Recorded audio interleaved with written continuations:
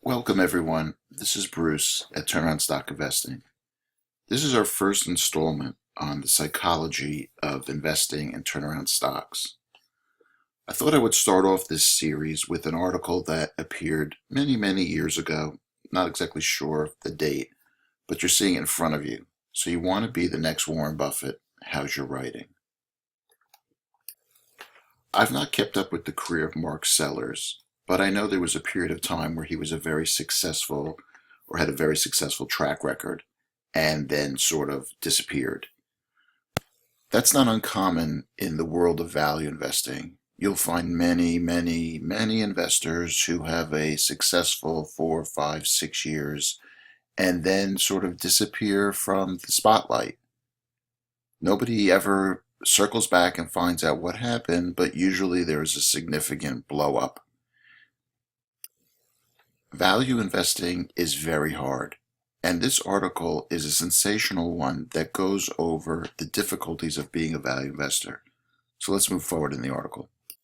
In this paragraph, Mark talks about how everyone sitting in front of him, I believe he was making this appearance at Harvard Business School, was extremely smart, extremely brilliant.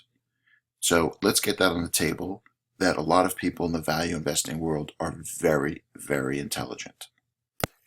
He then goes on to talk about how all of these advantage over the normal person gives them no chance to have outstanding results over a long period of time, which is very difficult for many people who start to get into the business to understand.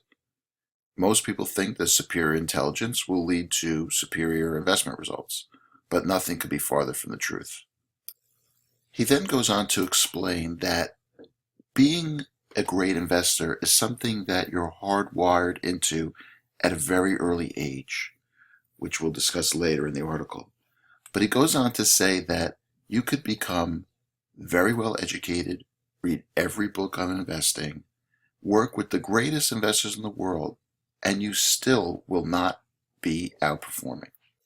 Here he makes the point that there are 8,000 hedge funds, 10,000 mutual funds, and millions of individuals trying to play the markets every day. How can you get an advantage over all these people? What are the sources of the moat? He then goes on to explain you can read books, magazines, get an MBA, and get a credential, CFA, CPA. But all of these will do very little to help you become a great investor. It says here, you can't buy or study your way to being a great investor. These things won't give you a moat. They are simply things that make it easier to get invited into the poker game. He then goes on to explain that evidence is another overrated thing. I mean, it's incredibly important, but it's not a source of competitive advantage. It's another thing that is just required for admission. According to Mark, so what are the sources of competitive advantage for an investor? Just as with a company or an industry, the moats for investors are structural. They have to do with psychology, and psychology is hardwired into your brain. It's part of you. You can't do much to change it, even if you read a lot of books on the subject. He then goes on to explain the traits that are necessary. Trait 1, the ability to buy stocks while others are panicking and sell stocks while others are euphoric. The second trait is that he must be, or she, obsessive about playing the game and wanting to win. The third trait is the willingness to learn from past mistakes. The fourth trait is a sense of risk based on common sense. And the fifth trait, great investors have confidence in their own convictions and stick with them even when facing criticism. 6, it's important to have both sides of your brain working, not just the left side, the side that's good at math and organization, but the other side. I later learned that some really smart people have only one side of their brains working, and that is not enough to do very well in the world, but not enough to be an entrepreneurial investor who thinks differently from the masses. But here is the crux and the most important paragraph, and the one that we're going to focus on more throughout turnaround stock investing webinars and articles. It's the ability to live through volatility without changing your investment thought process. He goes on to say that people don't like short-term pain, even if it results in better long-term results. that very few investors can handle the volatility required for high portfolio returns. They equate short-term volatility with risk. This is the issue. The issue is that investors in turnaround stocks will come into contact with many, many losers. Turnaround stock investing is very equivalent to venture capital investing. However, most value investors want to be like the man who is appearing in front of you right now, Warren Buffett. People flock to his annual convention. People eagerly await his annual reports and believe that they will be able to duplicate his abilities. But very few can. That is the reason there is only one Warren Buffett. Over the past 30 years, I've had the privilege to work and meet many of the country's greatest investors and businessmen. And the conclusion that I have come to is that it's typically one or two investments that have catapulted them to the top. Warren Buffett is the rare individual on the earth that is able to consistently pick winners. He was just gifted with this ability. Gifted with the ability, I believe, to really take his emotions out of the game. There are many ways to acquire wealth in this country, and there are many ways to invest.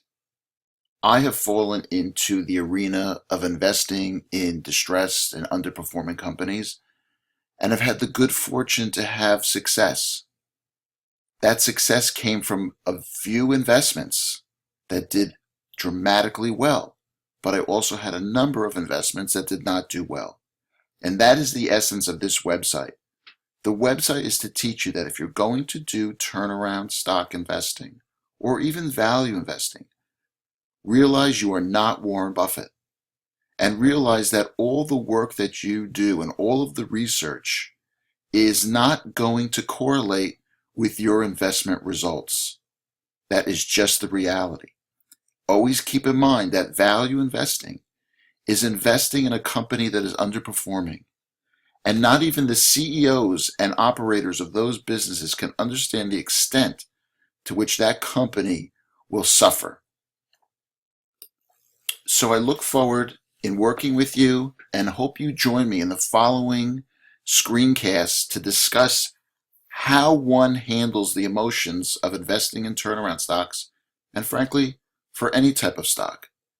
The words that you're going to be hearing from me are not conventional words that you'll hear from value investors. You'll conventionally hear you double down and triple down on your investments.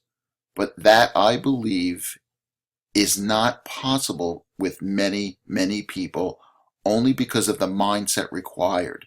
Very few people, even very successful value investors, do not have that ability. I hope to share with you a method that I use, which I think is realistic for many people. Of course, it takes training to cut your losses continually, but I believe if you're looking for outsized returns, you're going to have to realize that if you own 10 stocks, 2 or 3 will do extremely well. You let those run, and the others that do not do well, you cut your losses. Now, just because you're going to be cutting your losses doesn't mean that you won't be invested in them again. And that's our stop and re-entry policy, which we'll be explaining in future videos. And I look forward to seeing you again.